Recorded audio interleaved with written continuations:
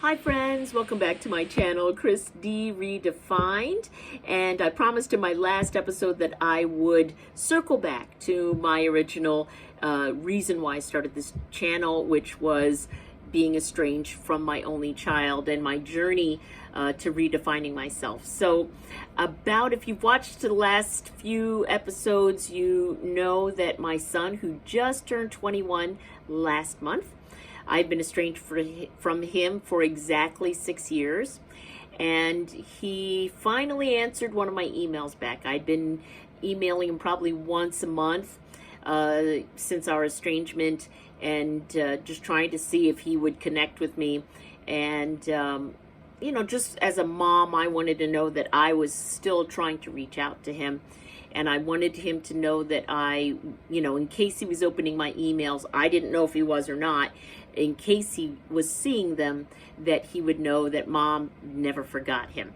And so finally, after, once Trump dump took over office and the ICE raids started, I became increasingly more scared for my son. And I developed strategies to protect yourself from ICE raids and what to do if you got caught up in an ICE raid. And so I was sending them all these instructions when I would learn something new about what to do. And I'm surprised. I've mentioned this to friends, and I'm surprised that they're saying to me, like, yeah, but he's an American citizen. What are you worried about? It'll be fine. And I'm like, do you not watch the news? But I guess they're watching mainstream media, and I watch independent media, which tends to be more truthful.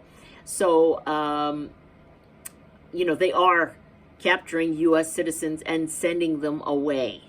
And so not a lot of them, of course, the vast majority are immigrants who are not citizens, but, maybe they have their green card or some sort of permanent residency or some sort of residency permit.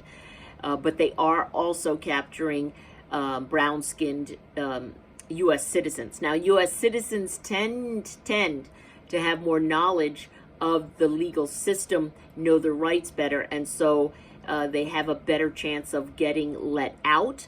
But there have still been cases where U.S. citizens, not having any contact with the outside, not knowing what to do, not having a family plan in place in case that would happen, they were shipped off, deported to other countries like Libya, South Sudan, Venezuela, and El Salvador.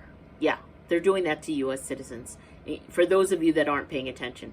So I got increasingly scared for my son, and I kept emailing him, and finally, on the 6th or 7th email that I was writing about ICE raids, he finally answered me back about 14 weeks ago, and his email said, "I am keeping all this information. I am alive and well."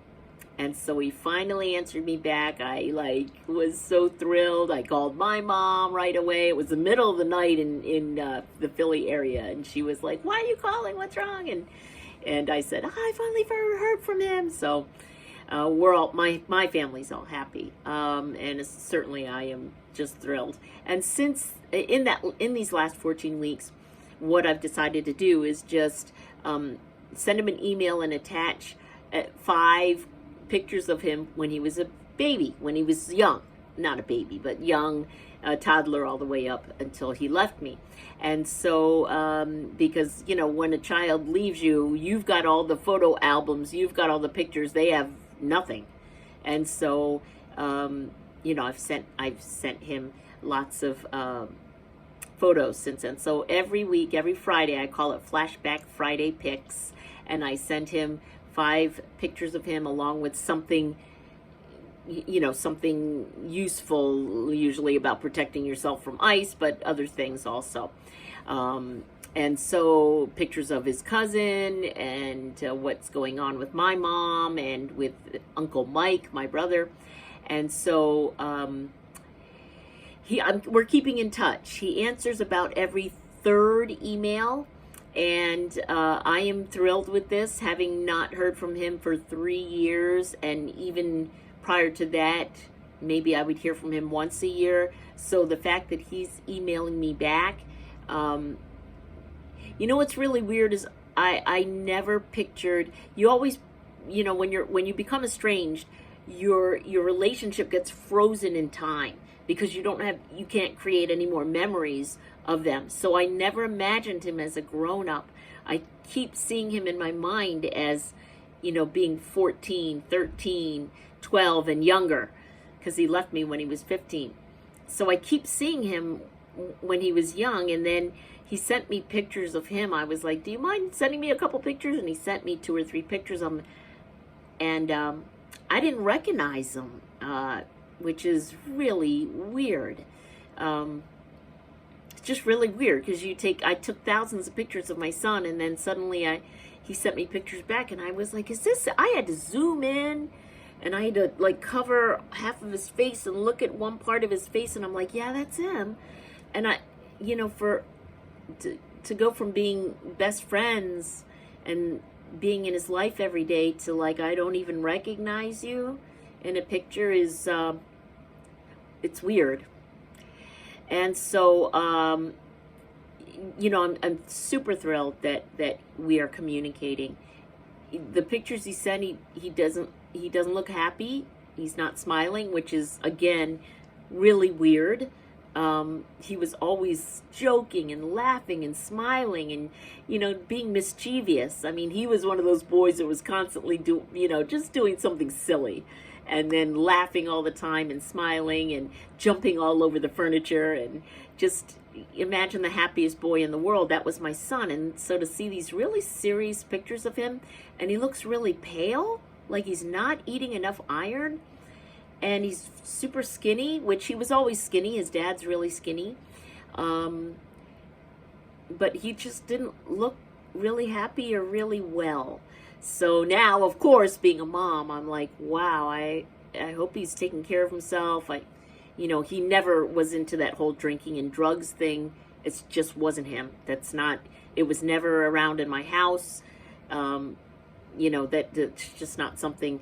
I didn't poo-poo it. I just was just like it. I just wouldn't even, I didn't drink around him, and I wouldn't. And I stopped pretty much drinking once I knew I was pregnant. So he just didn't grow up like that. And I don't think he would ever do drugs or anything. I mean, every parent thinks that of their child, right? But I don't think so. He's so grounded. He was never, like, I did drugs in high school, but I was really lost in high school. I was just rebellious and trying to get away from my super strict Catholic parents. And I did the whole Catholic schoolgirl thing. You can imagine all the craziness, the smoking and some light drugs and all that stuff. And, but Kai, my son wasn't raised that way. I always raised him where I was with him, and we were always joking and always spending time together. And I was always paying attention, really good attention to him.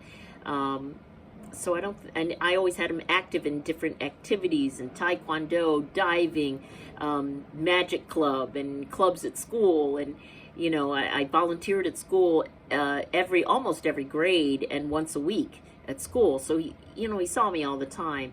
I don't think he would get involved with drugs, and I'm almost positive he's not drinking.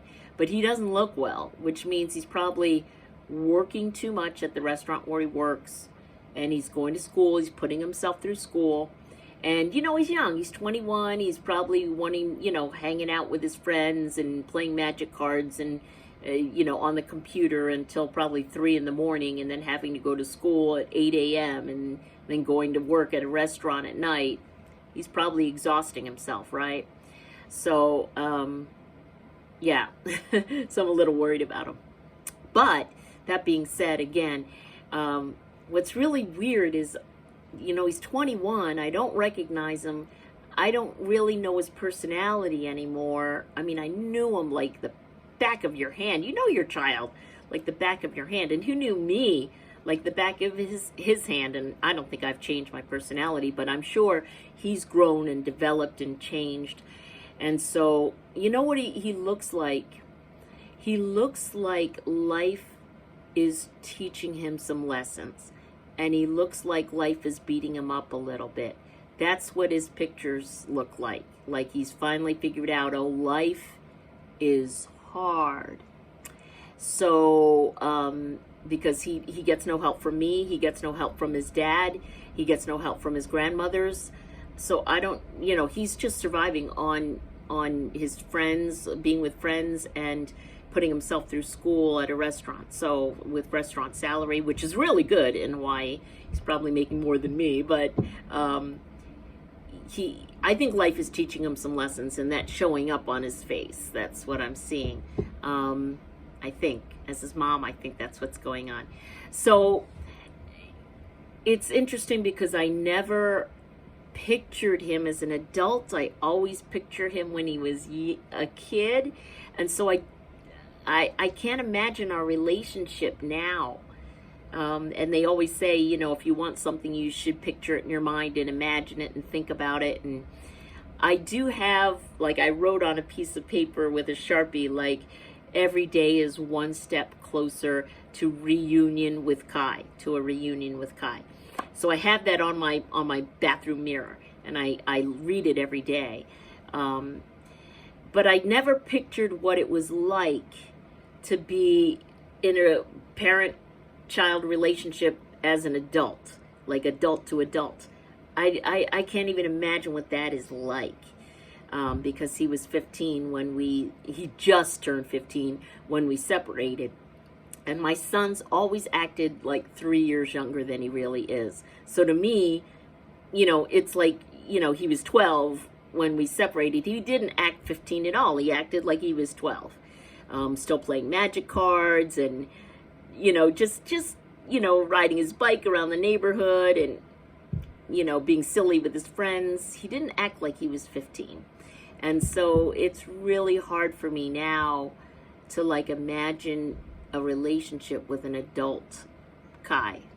But I guess I have to start imagining it because he's 21 now, and I have to start thinking about, what it's going to be like when we finally start talking. Now, we haven't actually talked. He just responds to an email. Like every third week, I'll get an email from him. So I'm thrilled with that, but at one point, I think maybe we might have like a FaceTime conversation or something. So we'll see how that goes, because I can't imagine it. It's just not in my, I can't picture it.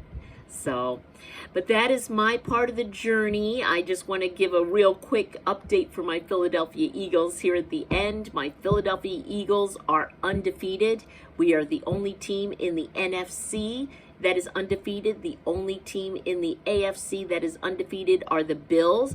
That would be a cool Super Bowl. Eagles versus Bills. That would be awesome.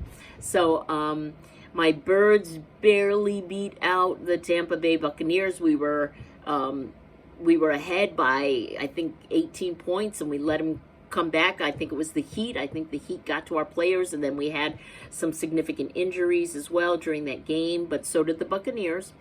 And the Rams game prior to that was the opposite. We sucked the first half, and then suddenly we came out in the second half, and we came back, I think it was a 19-point deficit coming back from the Rams game. So we beat the Rams, and we beat the Bucks down in their house, and we haven't done that in years. So I was proud of my Birds for doing that. So the Birds are the only undefeated 4-0 team in the NFC. And up next, I'm not even sure who we have up next, but I'll be talking more about the Birds in my next episode. Hope you enjoyed this episode about my progress with my son. And if you enjoy the content and watching my journey, next week? I start school 1 week from today. So that I'll have more to talk about starting next week. So I start back at classes next week. So if you like this content, make sure to hit the subscribe button. Thanks for tuning into my channel, Chris D. Redefined.